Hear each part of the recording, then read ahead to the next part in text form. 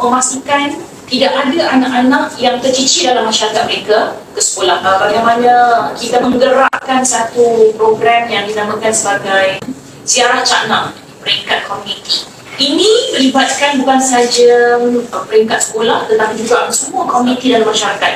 PIBG, PIBKS, ketua kampung, ya, dan ahli komuniti masyarakat untuk memastikan tidak ada anak-anak yang tercicir dalam masyarakat mereka ke sekolah. Jadi Ziarah Cakna ini dengan data yang ada melihat kepada kehadiran anak-anak yang telah kita rekodkan dalam sistem kita tak hadir.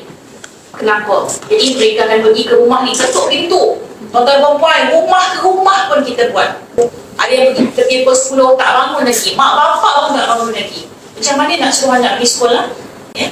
Tapi ini penting menunjukkan bahawa kesedaran dalam masyarakat ini masih perlu ada kerjasama daripada semua pihak.